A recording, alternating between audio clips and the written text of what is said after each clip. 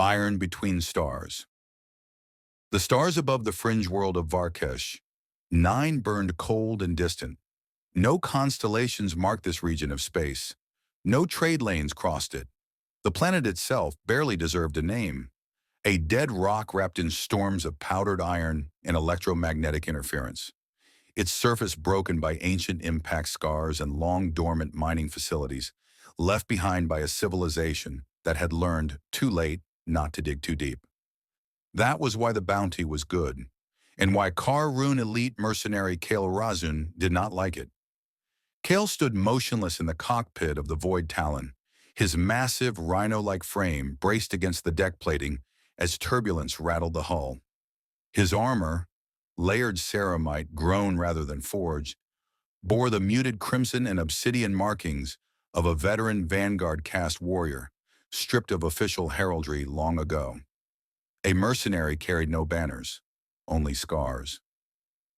Atmospheric interference is worse than predicted, said Mira Vance, the ship's human pilot, fingers dancing across the controls. Sensors are half blind. I don't like this. Kel Razun exhaled slowly through his nasal vents, a deep, rumbling sound that resonated in his chest. Discomfort is irrelevant, he said. His voice was low, layered, carrying the faint distortion of a throat built for battlefield roars rather than conversation. Probability of hostile contact increases in silence. Maintain descent. Behind him, the rest of the crew exchanged glances. They were a mismatched lot. Survivors, smugglers, ex-soldiers. But they were good at what they did. Jax Calder, former Terran Defense Coalition shock trooper, leaned back against the bulkhead, rifle resting across his knees.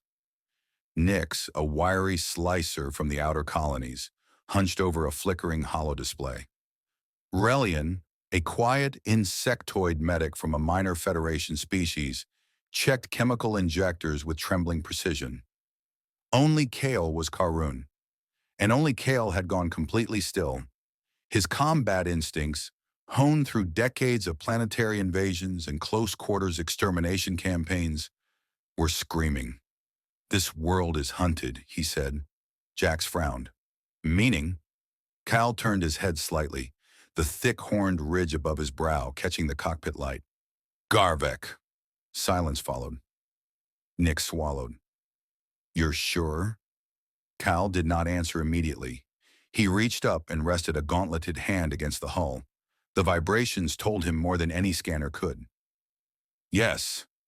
The Void Talon punched through the storm layer and descended toward the ruined mining complex below. The landing zone was a shattered ferrocrete platform surrounded by skeletal towers and collapsed conveyors. Rusted machinery jutted from the ground like bones from a corpse. The ship touched down hard. Weapons came online instantly. "Motion contacts," Nick said, voice tight. "Multiple. Widespread. Moving fast." Jack stood, rolling his shoulders. "How many?" Kyle activated his helmet, internal displays flaring to life. "Too many." That was when the first explosion hit. The platform buckled as a Garvak artillery charge detonated beneath the Void Talon's rear strut, sending a shockwave through the hull.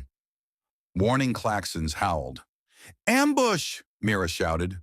The air filled with the sound of howling, deep, feral, and triumphant. They came from every direction.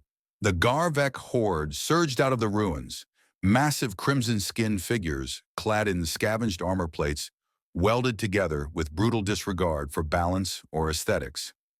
Their weapons were equally monstrous. Rotary cannons fused with industrial drills, plasma throwers bound in chains, blades forged from scrap and sharpened by constant use. Warboss banners snapped in the storm winds. Cal felt something close to satisfaction. Finally. "Form on me," he commanded. The boarding ramp slammed down, and the crew poured out into hell.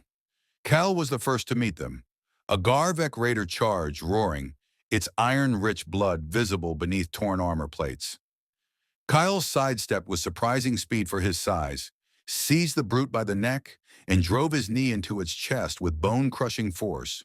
The raider folded. Cal crushed its skull underfoot and advanced. His armor absorbed incoming fire as he moved with relentless purpose. Every step calculated, every strike fatal.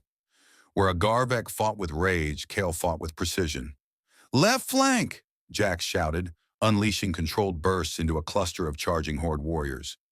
Nyx's drones buzzed overhead, detonating in flashes of EMP light that sent several Garvek collapsing in spasms. Still, the Horde pressed in. They always did. "They're hurting us," Mira said over comms, "driving us away from the ship." Cal saw it now, the pattern in their chaos. "War boss present," he said. "They seek trophies." A massive silhouette emerged atop a collapsed refinery tower. The war boss was enormous, even by Garvek standards. His armor was layered thick with scavenged plating etched in blood runes. One eye glowed with a stolen, cybernetic implant. In his hands, he wielded a heavy rotary cannon, slung beneath a cleaver blade the length of a man. He roared. The Horde answered. Kel met the war boss's gaze across the battlefield. Recognition flickered there. Hatred followed. "Crew," Cal said calmly, "fall back to the refinery interior. This engagement escalates." Relian hesitated. "You're not coming?" Kyle activated his plasma glaive, its blade humming with contained energy. "I will draw them," he charged. The war boss laughed as Kyle tore through his vanguard, bodies falling in smoking heaps. Garvek blood hissed against Kale's armor, staining it darker. The war boss leapt down from the tower, landing with earth-shaking force. The two titans collided. Metal screamed as blade met armor. The war boss swung with overwhelming strength, but Kyle ducked inside the arc, driving his horned head into the brute's chest and following with a brutal elbow strike. They traded blows that would have killed lesser beings. Around them, the battle raged. Jax wounded but fighting, Nyx dragging Relian through smoke-choked corridors. Mira desperately trying to bring the Void Talon's weapons back online. The war boss staggered, then laughed again. "You fight like prey who thinks himself predator," it snarled in broken trade tongue. Cal drove his blade into the war boss's shoulder, pinning him briefly. "I was bred to end wars," Cal replied. "You are merely noise." The war boss tore free, ripping the blade from Cal's grasp and smashing it aside. He raised his cleaver for the killing blow, and Cal headbutted him with full force. The impact cracked armor, shattered bone, and dropped the war boss to one knee. Cal did not hesitate. He seized the cleaver and brought it down.